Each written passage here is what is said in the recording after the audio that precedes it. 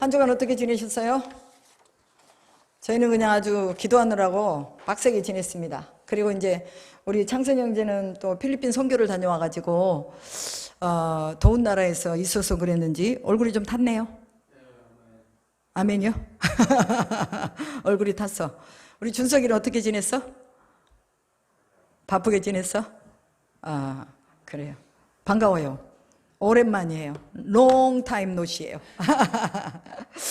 네, 우리가 또 이렇게 그리스도 안에서 한 가족으로서 이렇게 궁금해하고 또 기다리고 이런 부분들이 다 있습니다. 그래서 우리가 서로 안부를 전하고 물으면서 또 기도하면서 같이 믿음으로 동역해야 될 줄로 믿습니다. 우리 김혜진 집사님 저기 오늘 인천 어디요? 그 영종도에서 오셨어요. 아주 먼 데서 오셨는데 어떻게 그래도 차가 잘 왔네요. 우리 이제 기도의 동역자로 함께 하나님을 섬기고 있습니다. 자, 우리 옆 사람을 축복합시다. 주님의 이름으로 축복합니다. 축복합니다. 예수님의 이름으로 믿음이 약한 분은 믿음이 강건해지기를 축복합니다. 건강에 문제가 있는 분들은 또 건강해지기를 축복합니다.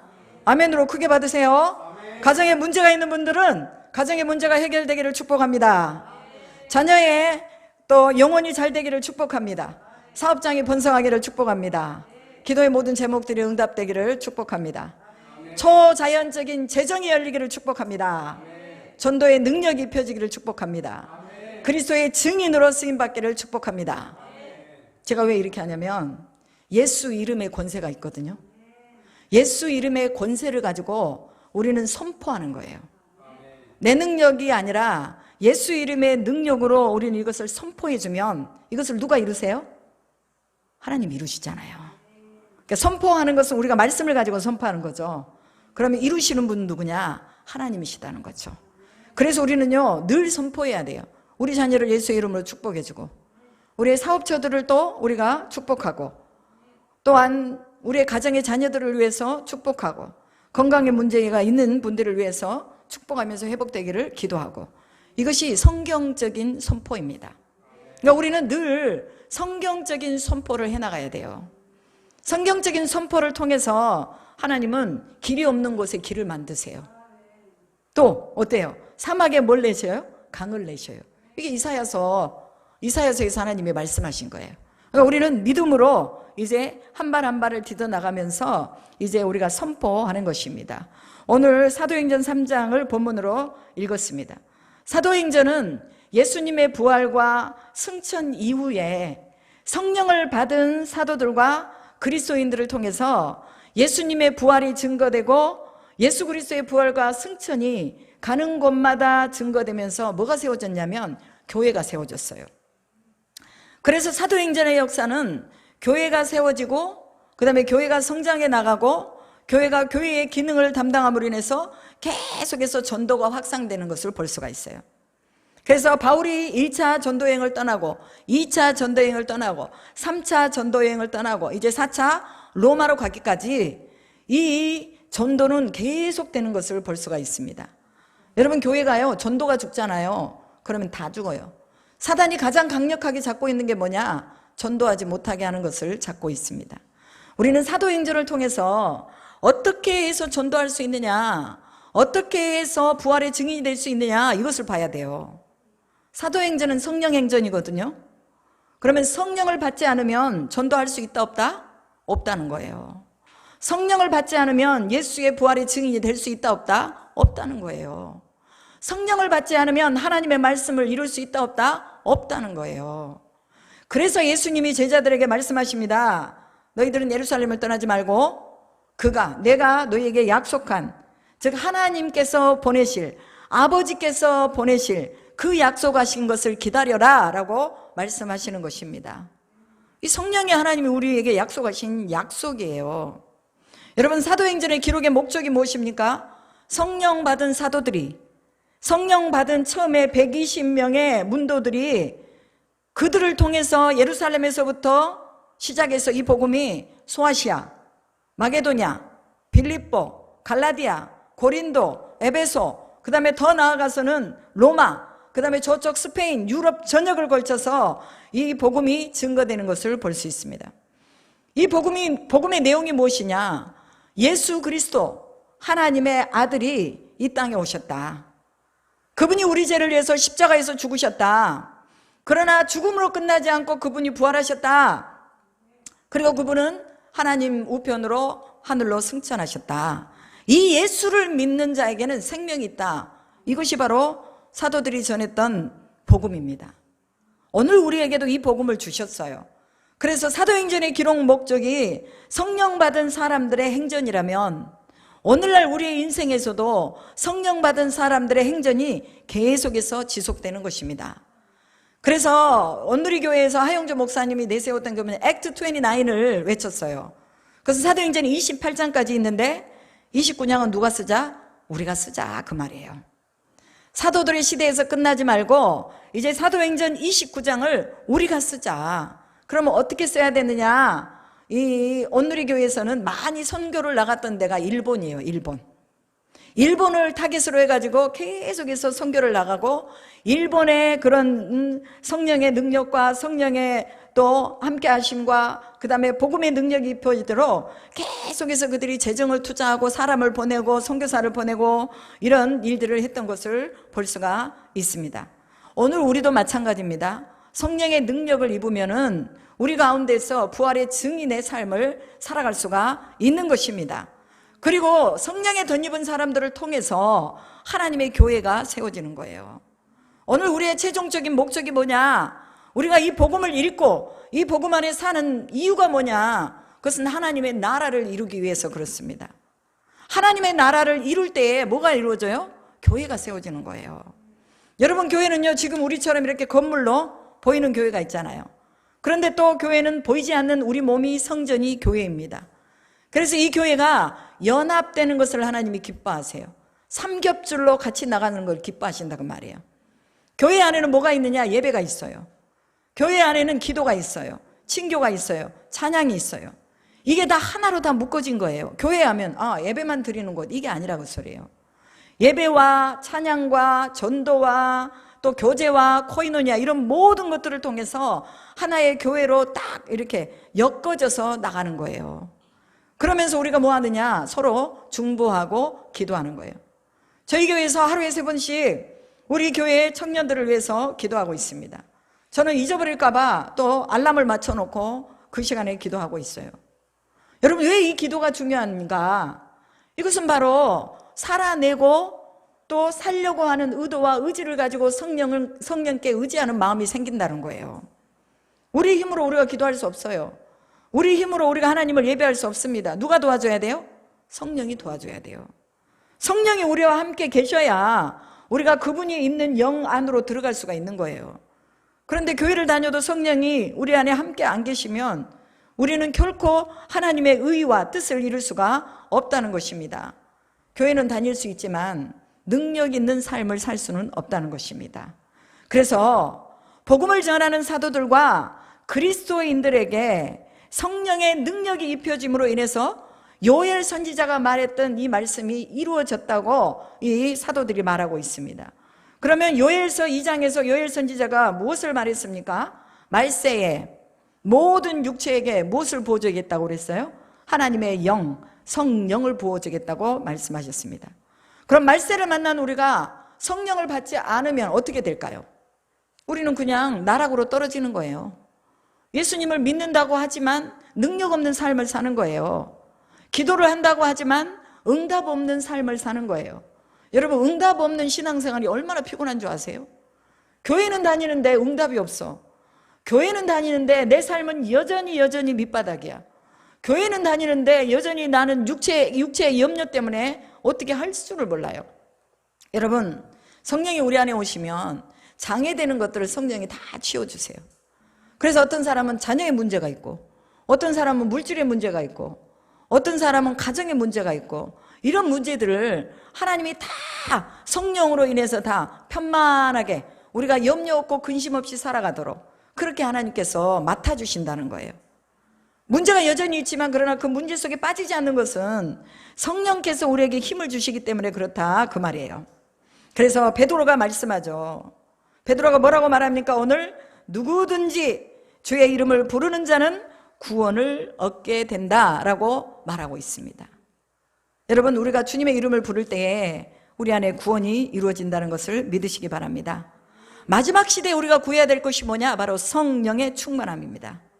사도행전 1절 8절에 보면 뭐라고 말씀합니까? 성령이 오시면 하나님의 말씀이 깨달아지고 권능이 입혀지고 땅끝까지 예수 부활의 증인이 된다고 말씀하고 있습니다. 여러분, 우린 너무나 열망해요. 하나님, 나 증인으로 살고 싶어요. 나 정말 하나님의 증인으로 살고 싶어요. 하나님, 내가 날마다 성령의 권능으로 입혀지길 소망해요. 이 소망이 우리에게 있어야 돼요. 우리에게 이 소망이 있을 때 성령이 우리 가운데 오시는 거예요. 구하면 구하는 자에게 성령을 주시고, 찾으면 찾는 자에게 성령을 주시는 것입니다. 왜 우리가 갖지 못하느냐? 구하지 않기 때문에 그래요. 찾지 않기 때문에 그래요. 세상의 것을 향해서 우리가 얼마나 찾아 나갑니까? 오늘 성전 미문에 앉은 안준뱅이가 뭘 구했어요? 돈을 구하잖아요. 돈을. 돈 좀 주세요. 내가 이렇게 안준뱅이로 태어났어요. 한 번도 걸어본 적이 없어요. 나를 불쌍히 여겨주세요.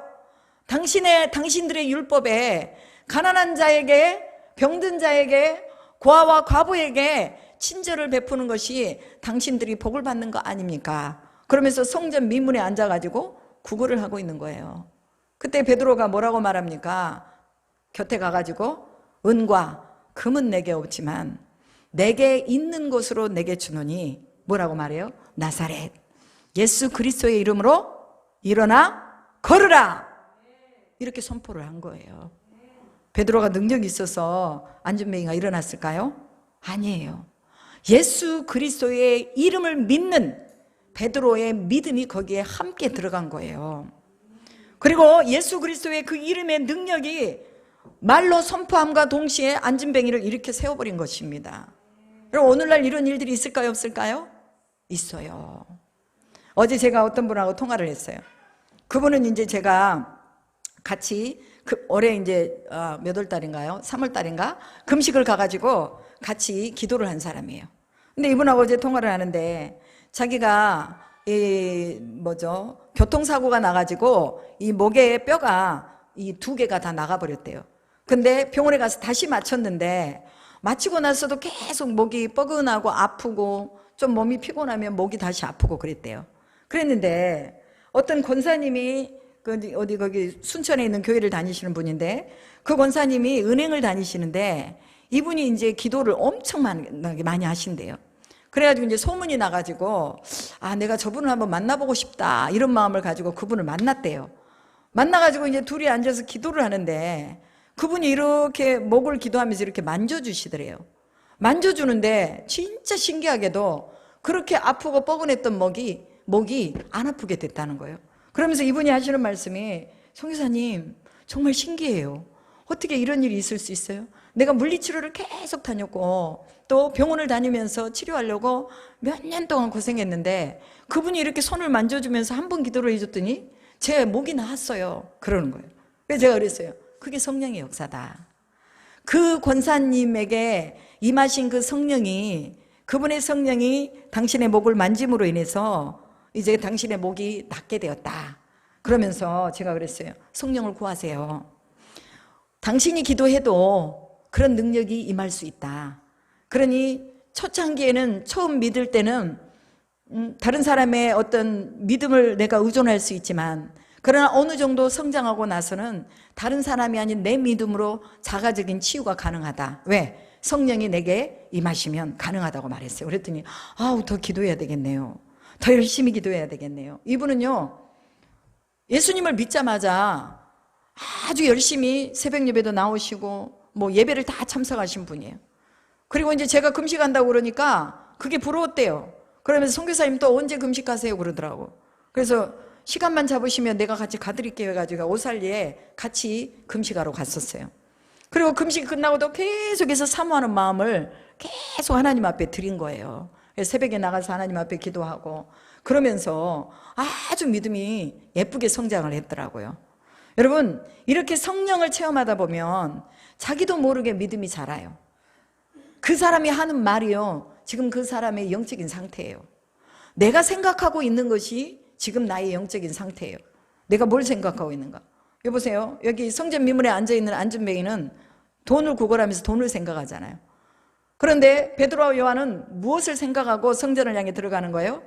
예수 그리스도를 만나고 하나님을 만나려고 성전 안으로 들어가는 거예요. 기도하러.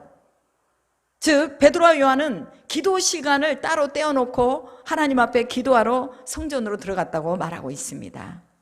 유대 민족들의 역사는요, 항상 공동체적인 역사예요. 우리 대한민국의 사람들은요, 개인적인 어떤 능력이 특출하다면 유대 민족은요, 공동체로 함께하는 연합체적인 것들이 굉장히 특출해요. 그래서 말씀을 읽을 때도요, 모세오경이나 이런 걸 읽을 때도 같이 읽어요. 같이. 그래서 같이 소리내서 같이 소리를 맞춰가지고 읽어요. 그러니까 지금 오늘 이 본문에서도 기도하러 그 기도 시간에 베드로 요한이 성전으로 들어가는데 이때에 안준뱅이를 만난 겁니다. 여러분, 우리가 오늘 이 시대 속에서 하나님과 만날 수 있는 이런 시간들을 우리가 따로 떼어놔야 됩니다. 내가 바쁘니까 내일부터 하고 그 다음에 내 어떤 삶부터 하고 나서 남은 시간을 내가 이 시간을 드려야 되겠다, 이게 아니란 말이에요. 항상 먼저 우리의 시간을 떼어내놓고 먼저 하나님 앞에 기도하고 찬송하고 말씀 보고, 아침에 일어나면 먼저 일어나서 기도하고 말씀 보고 찬양하고, 그리고 다른 일들을 시작하는 거예요. 저희 막내가 필리핀에서 공부할 때 아침 새벽 5시에 일어나가지고 6시에 이제 학교를 가는 거예요. 그럼 5시부터 6시까지 저녁에 이제 빨리 씻고 자요. 씻고 자서 아침에는 이제 물 묻혀서 그냥 얼굴 세안만 하고 그 다음에 큐티를 하고 나서 학교를 가는 걸 봤어요. 이게 습관이 되다 보니까 독일로 공부하러 가서도 계속해서 그곳에서도 그렇게 습관이 들여서 큐티를 한 거예요. 아침에 일어나서. 그런데 그 큐티를 통해서 하나님께서 우리 아들을 도우실 분을 만나게 해주신 거예요. 여러분, 어디에서 하나님의 역사가 이루어질지 아무도 몰라요. 하나님은 우리가 습득되고 우리가 습관이 되어 있는 것들을 통해서 하나님이 일하시는 거예요. 그렇기 때문에 우리가 먼저 하나님 앞에 시간을 구별해서 드리는 거, 이거 너무나 중요하다는 거예요. 여러분, 예수님의 성령이 오순절날 임했다고 말하고 있잖아요. 그럼 오순절날 임했는데 어쩌다가 그냥 오순절 날이니까 임한 거 아니에요. 하나님은 그 오순절 날이라는 그 날을 선택하셔서 그 날에 성령을 부으시려고 준비하고 계셨던 거죠. 이게 구약으로는 77절이거든요. 신약으로 와서는 오순절이에요. 즉 오순절이라는 것은 예수님이 부활하시고 나서 40일 동안을 사람들하고 같이 대면하면서 하나님 나라의 일을 말씀하셨다고 말하고 있습니다. 하나님 나라의 일을 서로 얘기하고, 야, 하나님 나라 이런 거야, 너희들이 앞으로 성령을 받아야 돼, 성령을 기다려야 된다, 예루살렘을 떠나지 말아라 하고 이렇게 말씀해 주시고 나서 하나님 우편으로 승천하셨거든요. 그리고 40일 합산해서 10일 더해서 50일째 되는 날 바로 성령이 임하셨다, 이렇게 성경이 기록하고 있습니다. 이게 오순절이에요. 오순절은 50일째 되는 날, 구약으로 말하면 77절, 이 77절에 성령이 임한 거죠. 그럼 구약의 77절은 어떤 의미가 있느냐? 씨앗을 뿌려서 곡식을 거두었어요. 곡식을 거뒀는데 첫 열매를 거둔 거죠. 그 한 해의 첫 열매, 그 첫 열매를 거둔 것에 대한 감사를 하나님 앞에 하는 날이 77절이에요. 그러면 사도 바울이 고린도전서 15장에 뭐라고 말하냐면 예수님께서 첫 열매가 되셨다, 이렇게 말하고 있어요. 여러분, 신구약을 합해보면요, 정말 놀랍게도 시간과 절기가 맞는 것을 볼 수 있어요. 그래서 이 오순절날 성령이 강림하신 것도요, 그냥 강림하신 게 아니에요. 하나님의 계획과 그 모든 시간대에 의해서 성령이 강림하셨어요. 그런데 사람들은 이거 알아요, 몰라요? 몰라요. 언제 강림하실지 모른단 말이에요.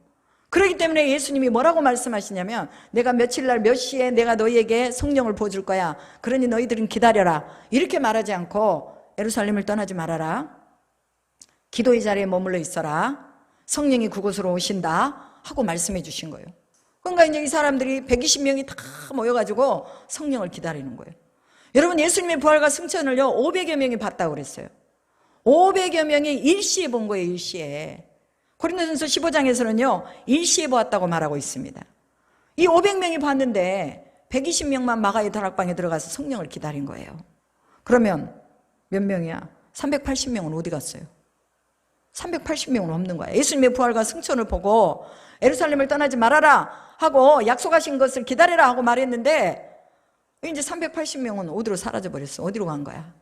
이들은 하나님의 말씀을 믿지 않았다는 거예요. 예수님의 말씀을 믿지 않았다는 거예요. 그리고 120명이 들어가서 하나님 앞에 기도를 했더니 10일이 되는 날, 10일째 되는 그날 바로 성령이 장엄하게 오셔서 각 사람 위에 머물러서 그들 가운데 하나님의 성령의 표적을 나타내 준 것을 볼 수 있습니다. 380명은요 예수의 부활을 보고 승천을 받지만 그들은 성령의 장엄한 그 능력을 체험하지 못했다는 거예요. 성령을 직접 경험한 사람들, 이런 사람들하고 성령이 그냥 있어, 우리가 마가의 다락방에 기도했는데 이러이러한 일이 일어났어 하고 듣는 사람하고 어떻게 다르겠어요? 어마어마한 차이가 있죠. 여러분, 예수님을 만난 사람하고 예수님을 들어서 알고 있는 사람하고는요 삶의 질이 다른 거예요. 우리는 모두가 다 예수님을 만난 사람들이에요. 왜? 오늘날 여기까지 우리를 인도하신 에베네셀의 하나님을 지금까지도 체험하고 있기 때문에 그렇습니다. 작든지 크든지 우리의 인생 속에서 지금 계속 우리는 체험해 가고 있는 거예요. 여기까지 우리를 인도하신 그 주님이 오늘 우리 안에서 새로운 바람을 일으키기를 원하신다는 거. 성령이 오시니까 바람이 강력하게 들어오고 불같은 것이 떨어지면서 각 사람의 혀에서 이제 하나님의 예언의 말씀이 나오는 거죠. 그래서 메대인, 엘람인, 바데인, 그레데인, 또 아라비아인, 애굽인들이 다 이 성령의 방언을 듣고 하나님의 그 하실 일들에 대한 말씀을 듣고 놀랐다라고 말하고 있습니다. 여러분, 성령이 언제 오실지 모르는 거야. 그렇기 때문에 우리가 모이기를 항상 그 자리에서, 그 시간에서 우리가 힘써야 되는 거예요. 요즘 우리 창선이 형제가 수요예배도 나오고 금요예배도 나오고 또 주일날 예배도 나오고 이제 새벽 예배만 나오면 다 나오는 거야. 아멘. 제일 가까이에 있으니까. 우리 집사님들은 멀어서 그렇지만 제일 가까이에 있으니까 기도를 제일 많이 하고 제일 가까이에 있으니까 복을 제일 많이 받아야지. 아멘. 그러기 위해서는 말씀이 있는 그 자리로 나오는 거예요. 믿음이 들음에서 나잖아요. 그죠? 제가 왜 새벽에 이 말씀을 녹음해서 주냐면 못 나오신 분들을 위해서 이거 들으라고 녹음해서 주는 거예요. 그러니까 어떤 사람들은 아예 안 나가도 되지 뭐, 그냥 말씀 들으면 되지 뭐, 요즘은 하도 그냥 인터넷으로 많이 하니까 그냥 유튜브 보면 되지 뭐, 좀 아니란 마음으로 이렇게 있어요. 근데 그거 아니에요. 우리가 하나님이 우리에게 주시는 영적인 공감도와 영적인 기류들은요 현장에서 많이 일어나는 거예요. 그냥 인터넷을 통해서도 물론 일어나지만 그러나 더 깊이 있는 현장의 말씀 속에서 성령의 만지심을 경험할 수 있다 그 말이죠. 오늘 우리가 이 120명이 되기를 바랍니다. 이 120명의 사람들이 다 성령을 체험하고 은혜 속에서 그들이 권능을 입었습니다. 하나님의 권능이 나타났습니다. 그러니까 하나님의 권능이 나타나니까 하늘의 언어를 하게 되는 거예요. 하늘의 언어는 어떤 언어입니까? 하나님이 생각하고 있는 것을 그 입에다가 넣어주는 거예요. 와, 이건 뭐 멋있지 않아요? 하나님의 생각을 우리가 말하고 있는 거야. 왜? 성령이 오셔서 그걸 말하게 하시거든요. 그래서 성령의 말하게 하심을 따라 말하는 거죠. 우리가 이런 지혜와 이런 능력이 있기를 주님의 이름으로 축복합니다. 성령이 오셔서 계시의 영이 열리기를 바랍니다. 성령이 오셔서 지혜의 영이 열리기를 바랍니다. 남들이 보지 못하는 이런 통찰력, 이런 것들이 우리에게 임하기를 바랍니다. 여러분, 통찰력이 오면요 학생들은요 공부를 잘하게 돼요. 통찰력이 오면은요 노인들이요 치매도 안 걸려요. 왜 치매가 옵니까? 통찰력이 없으니까 오거든요. 우리 여기 신경자 권사님이요 얼마나 똑똑하신지 몰라요. 아직도 총총하세요. 나보다 더 기억력이 좋으세요. 왜 그렇습니까? 매일 하루에 2시간 이상을 기도하시거든요. 여러분, 이 기도 속에서 하나님이요 계시의 영과 지혜와 통찰력을 주시는 것입니다. 여러분, 성령 받고 일터로 나가야 합니다. 성령 받고 기도해야 돼요. 공부해야 돼요. 성령을 받고 사역자는 사역해야 됩니다. 성령 받고 전도하러 나가야 되고 성령을 받고 하나님 나라의 일들을 꿈꿔야 된다는 거예요. 그렇기 때문에 우리는 만사를 제쳐놓고 성령을 받을 수 있는 자리로 나가서 기도해야 되는 것입니다. 여러분, 나 혼자 뭔가를 하면요 3년 10년 걸릴 수 있어요. 그러나 성령이 오셔서 우리와 함께 하시면 하루면 돼버려요. 하루면. 여러분, 어떤 것을 선택하시겠습니까? 지혜로운 사람들은요 내 힘이 아닌 하나님의 능력과 힘으로 하는 것입니다. 제가 요즘 책을 보고 있는 책이 있는데요 모든 것이 우리에게 유리하게 돼 있다라는 케빈 제다이의 책을 읽고 있어요. 거기에 보면은요, 하나님이 모든 장치를 다 끝내놓으신 거예요. 우리가 승리할 수 있는 장치를 다 끝내놓으신 거예요. 그럼 우리가 그것만 보기만 하면서 어느 쪽으로 흐르는가 이것만 보고 따라가기만 하면 승리할 수 있는 거예요. 그런데 우리가 그걸 안 한다는 거죠. 왜? 영적으로 둔감하니까. 하나님이 어디다가 장치를 해놨는지 모르는 거야. 성령이 오시면 우리 하나님의 장치가 있는 곳으로 우리를 인도해 갈 거 아니에요. 그럼 우리는 실수 없이 실패 없이 하나님이 주시기를 원하시는 것을 다 받아 누릴 수가 있다는 거예요. 그러니까 이게 모든 것이 다 우리에게 유리하게 돼 있다는 거죠. 이것은 믿음으로 성경을 통해서만이 알 수 있고 볼 수 있는 것입니다. 그래서 우리는 누구와 함께 사느냐가 중요하고 누가 나하고 같이 있느냐가 중요한 것입니다. 이 제한 없는 성령님께서 하시면은 완전하게 행하실 수 있기 때문에 우리는 우리 인생이 우리 마음대로 안 된다는 것을 너무나 많이 경험하면서 살고 있습니다. 왜? 우리 인생의 주인이 우리가 아니잖아요. 그럼 이 인생의 주인이 삼위 하나님이시기 때문에 삼위 중에 한 분이신 성령님은 지금 살아있는 생명으로 오늘 우리와 함께 하신다는 것을 믿어야 한다는 거예요. 생명의 영이 우리에게 공급되면은 우리 모든 삶을 우리에게 간섭해 주시는 것을 느끼게 됩니다. 성령과 함께 먹고 성령과 함께 자고 성령과 함께 숨을 쉬게 된다는 거예요. 늘 성령님이 앞서가시도록 우리가 요청을 해야 돼요. 요청한다는 건 뭐예요? 구한다는 거예요. 구한다는 거. 그러면서 성령님 먼저 가세요. 성령님 나와 함께 해주세요. 성령님 나를 도와주세요. 성령님 내가 성령님을 알게 도와주세요. 성령이 지혜를 허락해 주세요. 문제를 해결해 주세요. 계속해서 성령을 의지하면서 요청하면 성령님은요 늘 대기 상태에 있는 거죠. 그래서 계시록 3장 20절인가요? 2장 10장 3장 20절이죠. 볼지어다 내가 문 밖에 서서 두드린다. 누구든지 내 음성을 듣고 문을 열면 내가 너에게로 들어가 먹고 너는 나로 더불어 먹으리라. 이게 뭐예요? 성령이 대기하고 계신다는 거죠. 그리고 우리가 요청하면 그 성령이 우리에게 들어오신다는. 왜? 성령은 인격의 영이에요. 진리의 영이에요. 그래서 우리가 구할 때 그분이 오시는 거예요. 내가 원할 때 그분이 오시는 거예요. 우리의 마음을 열어서 성령이 들어오시도록 우리가 요청해야 된다는 것입니다.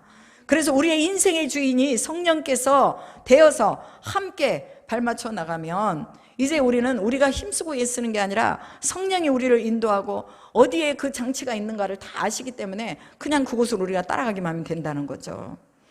우리에게는 간청할 시간이 필요합니다.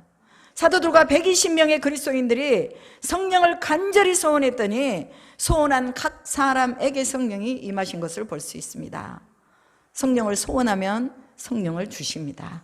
우리가 구하지 않고 그 성령이 얼마나 좋은 것인지를 모르기 때문에 우리가 구하지 않는 것입니다. 사도행전 2장 33절에 보면 베드로의 증언을 볼 수가 있습니다. 성령 받기 전에 무엇을 해야 할 것인가를 베드로가 증언하고 있습니다. 첫째, 회개가 있어야 합니다. 성령 받기 전에 회개가 있어야 돼요. 여기서 베드로가 말한 회개는 도덕적으로 잘못한 것에 대한 회개가 아닙니다. 예수 그리스도의 십자가가 나의 죄를 속량했고 나를 위해서 예수님이 십자가에 죽으셨다는 것을 믿지 못한 죄를 회개하라는 것입니다. 오늘 우리가 이런 걸 얼마나 많이 회개합니까? 믿음이 없는 삶, 이것은요 고단하고 평생 피곤한 삶을 살 수밖에 없습니다. 왜? 자기가 자기 인생을 끌고 가거든요. 그런데 베드로가 야 너희들 회개해라, 회개해야 성령이 임한다 라고 말하고 있습니다. 이 회개에 대한 제목이 뭐냐? 네가 예수를 그리스도로 믿지 않는 죄, 십자가에서 예수님이 너를 위해 죽었는데 네가 그것을 믿지 않는 죄, 이것을 회개해야 된다고 말하고 있습니다. 여러분 우리가 모르면요 평생 죄 가운데서 살아요. 모르면요 평생 우리는 노예로 살아요. 종으로 살아요. 누구의 종으로? 마귀의 종으로 산다고 말해요. 예수께서 십자가에서 죽으심으로 우리 모든 죄를 사해 주셨고 우리가 자유케 되었음을 믿습니다. 우리가 예수 그리스도를 전심으로 믿지 못했던 거 우리는 회개해야 합니다.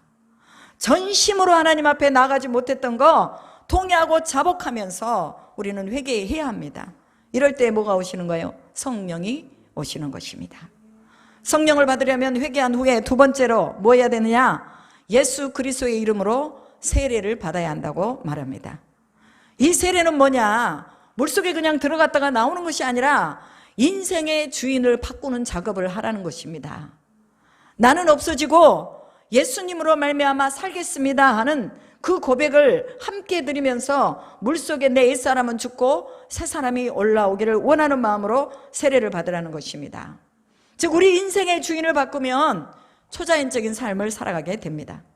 고난도, 질병도, 죽음도 그 모든 것을 예수께서 총괄하시기 때문에 주인만 예수님으로 바꾸면 충돌하고 충격받을 일이 없다는 것입니다.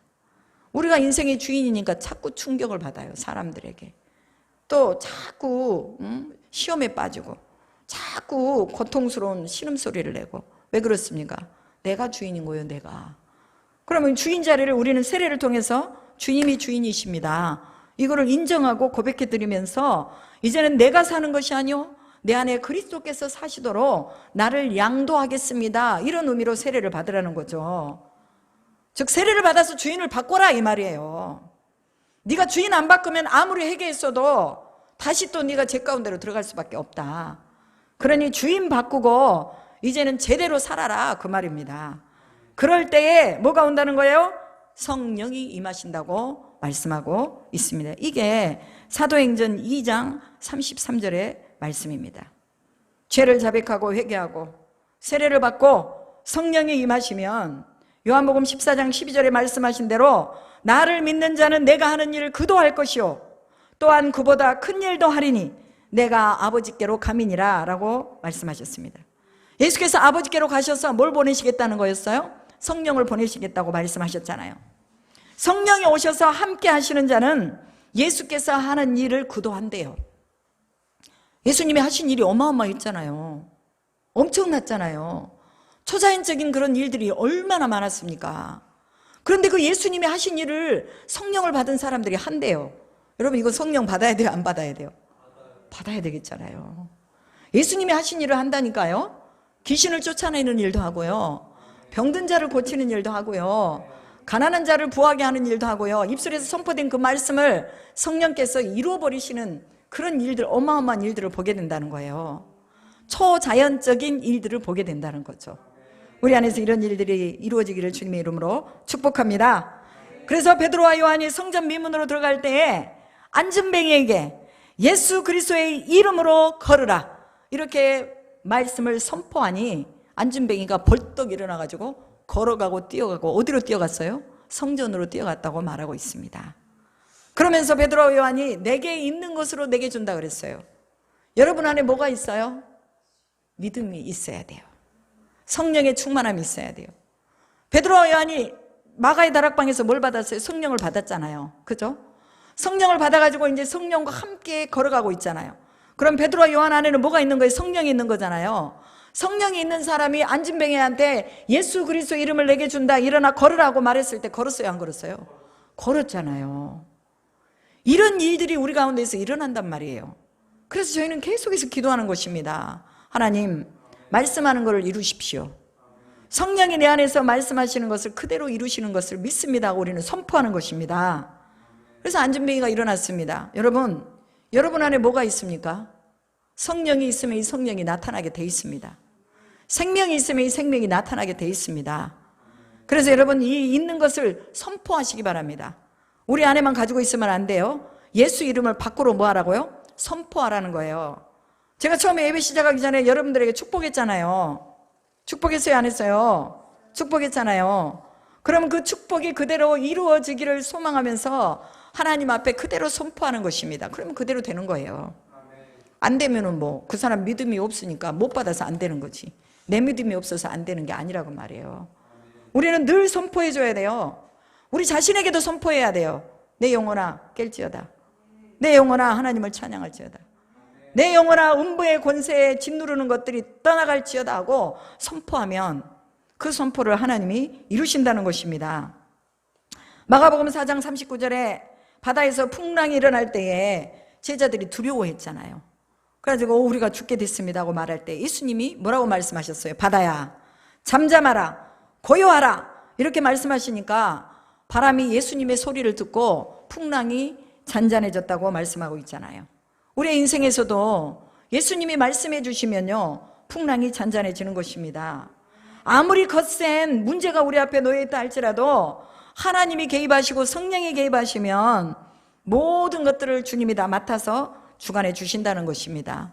잠잠하라. 주님이 한번 꾸짖어 주시면요, 그걸로 끝나는 거예요. 그러니까 주님이 꾸짖을 수 있도록 우리가 주님과 함께 하면 되는 거예요.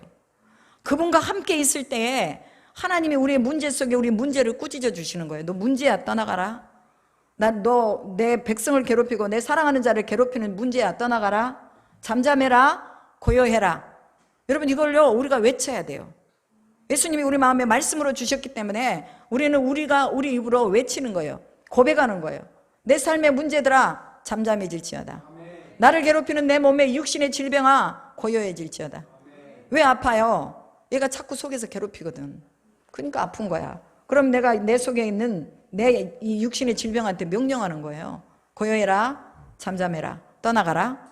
이런 특권이 우리에게 있는 거죠. 이걸 써야 돼요.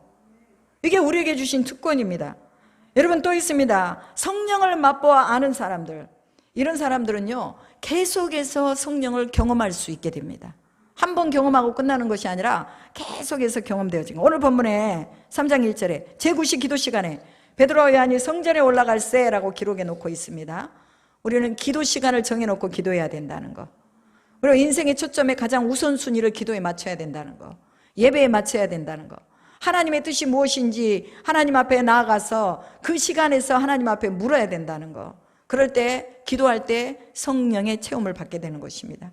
성령의 기름이 채워지면 안진뱅이에게 예수의 이름으로 걸으라 할 때 그대로 된다는 거 꼭 기억해야 됩니다. 그리고 사도행전 5장 6절에 보면 베드로가 한 말이잖아요. 은과 금은 내게 없다. 그러나 내게 있는 것을 내게 주노라. 여러분이 있는 것을 가지고 누군가에게 예수 그리스도의 이름을 줄 수 있기를 주님의 이름으로 축복합니다. 그리고 성령의 권능과 나타남, 이런 것은 예수께서 하신 말씀, 이 말씀이 성령을 받은 베드로에게 성취되는 것을 볼 수가 있잖아요. 그러니까 성령을 받은 사람들에게는요, 하나님의 말씀이 성취가 되는 것입니다. 성령의 나타남은요, 초자연적인 그런 나타남입니다. 나면서부터 걷지도 못한 사람이 걷게 되는 것이 희귀한 일이잖아요. 뭐 이거는 병원 의사도 할 수 없는 일입니다. 그런데 안진뱅이가 일어나 버렸어. 그러니 자기도 놀래고 보는 사람들도 놀래가지고 다 이제 솔로몬의 행각이라는 곳으로 다 모여들었다, 이렇게 말하고 있습니다. 성령의 나타남이 있는 곳에는 사람들이 모이게 돼 있어요. 뭔 일이 돼? 저 커넥션 교회에 뭔 일이 돼? 사람들이 저렇게 들어가는 거 보니까 뭔가 일이 있긴 있는 것 같아. 그래서 막 와서 보는 거예요. 와서 보다가 뭘 만나버려요? 성령을 만나버립니다. 그래서 우리가 이렇게 깨어 기도해야 돼요. 우리 교회가 성령의 나타남이 있도록 기도해야 되는 거예요. 제가 매일 기도합니다. 하나님, 성령의 나타남이 우리 교회에 있게 해주십시오. 이곳에 들어오는 자들이 성령을 체험하고 성령의 뜨거움을 경험하고 가게 해주십시오 하고 기도하는 거예요. 베드로가 일어났어요. 벌떡 일어나가지고 솔로몬의 행각에 모인 사람들에게, 그들에게 말합니다. 사도행전 3장 11절로 26절까지 하는 말씀입니다. 잘 들어보세요. 제가 좀 쉽게 표현해서 말씀드리는 것입니다. 이스라엘 사람들이요, 왜 놀라고 계십니까? 개인의 권능과 경건으로 이 사람을 걷게 한 것처럼 왜 우리를 주목하고 계십니까? 우리 조상의 하나님이 주의 종 예수 그리스도를 영화롭게 하셨습니다. 이게 무슨 말이에요? 예수님을, 십자가에서 죽으신 그 예수님을 부활시키셔서 하나님의 오른편으로 승천하게 했다고, 이것을 바로 영화롭게 하셨다라고 표현하고 있습니다. 당신들이 그를 빌라도에게 넘겨주었으나 빌라도가 놓아주기로 결의한 것을 당신들은 의로운 일을 놓아주기를 거부하고 도리어 살인한 자를 놓아주기를 구하였습니다. 당신들은 생명의 주를 죽였지만 하나님은 죽은 자 가운데서 그를 살리셨습니다. 우리는 부활하신 그 예수를 만났고 만져본 예수 그리스도의 부활의 증인입니다. 우리가 그 예수를 믿음으로 그 이름을 구했더니 안진뱅이가 낫게 되었습니다. 형제들이여, 당신들이 알지 못해서 예수를 십자가에 못 박히도록 내어주었지만 회개하고 돌이켜 제사함을 받으면 주님께서 당신들을 새롭게 하실 것입니다. 당신들을 위해 예정하신 구원자가 예수 그리스도이십니다. 모세가 말한 선지자가 예수 그리스도이십니다. 사무엘 선지자가 가리킨 사람도 예수 그리스도이십니다. 땅의 모든 족속이 아브라함의 씨로 말미암아 복을 받으리라고 하셨는데 그 씨가 바로 예수 그리스도이십니다. 하나님이 예수님을 세워 당신들에게 복 주시려고 하시니 당신들의 악함을 버리고 예수 그리스도를 믿으십시오 하는 게 26절까지의 내용이에요. 제가 쉽게 설명했잖아요. 이거 어렵지 않죠? 이렇게 들으니까 꽤 쉽잖아요. 근데 성경만 보면 좀 어려워요. 성경을 읽다 보면 참 어려운 것들이 많아요. 그러나 자주 성경을 읽다 보면 이게 전후 문맥을 다 이해하게 되니까 이게 말씀이 쉬워지는 거죠. 그러면 베드로의 증언을 통해서 볼 수 있는 게 두 가지 있습니다. 첫째, 안진뱅이가 걷게 된 것은 베드로 자신의 능력이 아니라 성령의 나타남이라고 말하고 있습니다. 성령 안에서 나타난 여러 가지 초자연적인 일들 속에서 여러분, 베드로는요 자기 자신이 스스로 교만해지지 않았어요. 막 베드로에게 와가지고 당신 능력 있다, 야 당신 정말 정말 대단한 사람이다, 사람들이 막 모여가지고 그를 막 높여주고 있어요. 그러면서 야 베드로만 쳐다보는 거죠. 그 안에서 선포한 예수님의 이름은 잊어버리고 베드로만 쳐다보고 있는 거예요. 그러니까 베드로가 이거 내가 한 거 아닙니다, 내 능력과 내 경건으로 이게 이루어진 거 아니에요, 여러분 오해하지 마세요, 예수 그 이름이 이 사람을 일어나게 한 것입니다, 이렇게 말하는 거예요. 여러분, 우리가 좀 성령 안에서 기도 많이 하는 사람들이요 좀 교만해지는 것을 볼 수 있어요. 자기도 모르게 그냥 내가 이 정도는 했어, 내가 기도하면 뭐 다 돼버려, 너는 내 기도 속에서 네가 사는 거야, 막 이렇게 교만하게 말하는 사람들이 있어요. 그럼 이건 아닙니다.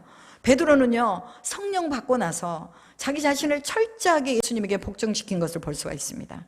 그래서 수많은 사람들이 베드로를 막 죽여 세울 때 그때 나의 경건, 나의 능력 아무것도 없습니다, 예수님이 하셨습니다, 성령님이 하셨습니다, 이런 초자연적인 모든 일들이 바로 그분의 이름으로 하신 것입니다 하고 자신을 주 앞에 온전하게 드렸습니다. 베드로는 기도하는 사람이었어요. 성령에 충만해진 사람이었습니다. 자신이 안진뱅이에게 예수의 이름을 주었을 때 그 예수의 이름을 들은 안진뱅이가 그대로 일어났습니다. 오직 예수께만 집중할 수 있도록 증언하고 있는 것을 볼 수 있습니다. 여러분, 증언이라는 것은요 이것이 진실되고 참된 것을 증언하는 거잖아요. 진짜 있는 일을 증언하는 거잖아요. 근데 베드로가 이렇게 증언하면서 사람들이 자기에게 집중하지 않고 누구에게 집중하도록 만드는 거예요?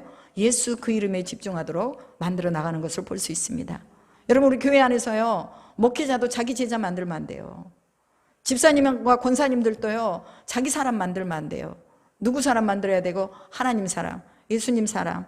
우리가 그 자리를 떠나도 교회를 떠나지 않을 수 있는 사람을 만들어야 된다고 소리예요.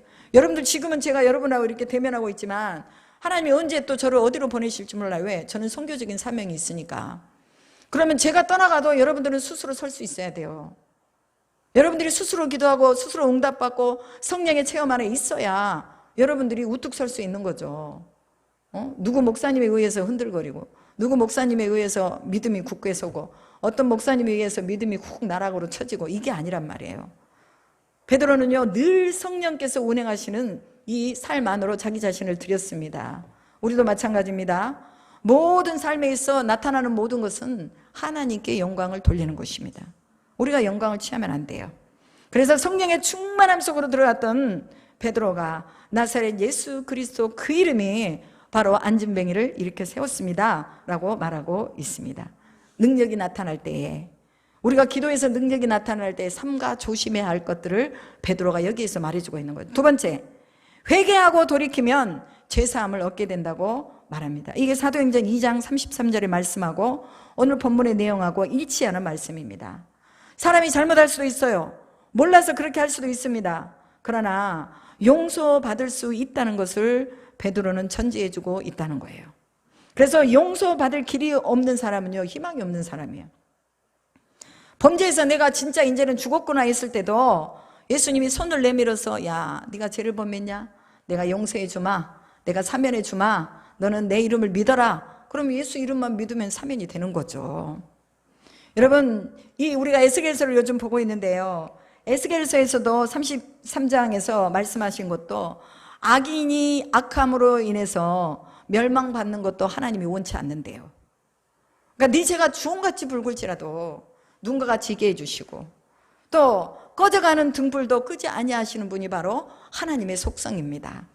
그래서요 우리는 용서라는 것이 늘 우리 속에서 나타나야 돼요. 그래서 7번씩 70번이라도 용서해 달라고 말하고 있습니다. 오늘 베드로가 말씀하신 거, 회개하고 돌이키면 제사함을 얻게 됩니다. 그래서 우리는 빨리 돌이켜야 돼요. 내일이 아니라 오늘 빨리 돌이켜야 합니다. 그리고 그리스도께로 돌아갈 때는요, 뒤도 돌아오지 말고 돌아가야 돼요. 미련 없이 돌아가야 돼요. 하던 것을 놔두고 이거 마무리하고 이게 아니에요. 그냥 돌아가야 되는 거예요. 그러면 지금 이 순간에 성령께서 우리의 삶을 책임져 주시는 것입니다. 인생은 죄 때문에 늘 고통하고 있어요. 죄 때문에 고통한다는 것은요, 자기가 뭔가를 해보려고 하는 거, 이것 때문에 고통하는 거예요. 제가 최근에 만난 분이 자기 와이프가 학교 선생님이었대요. 근데 그분이 이제 교감이 되려고 무던히 애를 썼대요. 이제 이분도 예수님 믿는 사람이거든요. 무던히 애를 썼는데, 이분이 40대 한 말에 가가지고, 40대 초반인가? 초반에 가가지고 교감이 됐어요. 교감이 되려고 무던히 애를 썼으니까 교감이 됐죠. 교감이 되는 해에, 그 해에 돌아가셔 버렸어요. 얼마나 허무하겠어요. 자기는 너무나 열심히 교감이 돼서 뭔가 일을 해보려고 했는데 그 교감되는 것에 너무 신경을 많이 써가지고 암에 걸려서 돌아가셔 버린 거예요. 면역력이 약해진 거죠. 여러분, 우리가 노력하는 거, 우리가 행하는 모든 것들이 누구와 함께 해야 되는 거예요? 성령과 함께 해야 돼요. 저도요, 살아가면서 여러 가지 많은 문제에 부딪히잖아요. 그러면 내 자가 면역, 자가 치료라는 방법이 뭐냐? 성령께 그냥 토스해버리는 거예요. 그러면 내가 치료가 돼버리더라고요. 내가 막 힘들어하고 이 문제를 어떻게 해결할까? 이걸 어떻게, 답이 없어요, 솔직히 말해서. 답은 없는데 내가 주님께 토스를 해드리면 그때 나는 자유해져 버려요. 그리고 나는 잊어버려요. 참 이게 감사한 거죠. 어제까지도 막 미칠 것 같았는데 성령께 딱 드리고 나서는요, 그게 잊어버려지는 거예요. 그래서 이게 뭐냐? 우리가 자가치료 면역력, 자가치료를 우리는 성령을 통해서 하는 거죠. 성령이 오시는 그날에 내가 아버지 안에, 아버지가 내 안에, 또 내가 너희 안에 있는 것을 너희가 알리라고 요한복음 14장 20절에 말씀하셨습니다. 이 말씀은 성령이 함께 하시면 예수의 이름으로 구하는 모든 것을 주겠다라고 말씀하시는 것입니다. 우리가 하나님의 뜻을 알고 이행한다면 하나님이 그분의 뜻을 우리에게 알게 해 주신다고 말씀해 주셨습니다. 예수 그리스도의 이름으로 일어나 걸으라, 이 말씀의 선포가 오늘 우리 모두에게 있기를 축복합니다. 예수 그리스도의 이름으로 건강해질지어다. 한번 옆 사람한테 얘기해 보세요. 예수 그리스도의 이름으로 건강해질지어다. 예수 그리스도의 이름으로 공부는 잘할지어다. 예수 그리스도의 이름으로 착해질지어다. 예수 그리스도의 이름으로 잘될지어다. 예수 그리스도의 이름으로 능력이 입혀질지어다. 예수 그리스도의 이름으로 사랑이 입혀질지어다. 아멘. 기도하겠습니다. 하나님 감사합니다. 오늘 선포한 이 예수 그리스도의 이름, 이 이름으로 선포한 모든 것들이 이루어지게 됨을 믿습니다. 나사렛 예수 그리스도의 이름이 바로 초자연적인 능력으로 안진뱅이를 일으켜 세웠던 것처럼 오늘 우리 속에 해결되지 않은 모든 문제들이 예수 그리스도의 이름으로 해결되게 하실 줄 믿습니다. 우리가 이 이름의 권세로 날마다 선포하며 나갈 수 있도록 하시고 대적의 문을 취할 수 있도록 도와주시고 어둠을 이길 수 있도록 도와주실 줄로 믿습니다. 감사와 영광과 찬양을 주님께 돌리며 우리 주 예수 그리스도의 이름으로 기도드립니다. 아멘.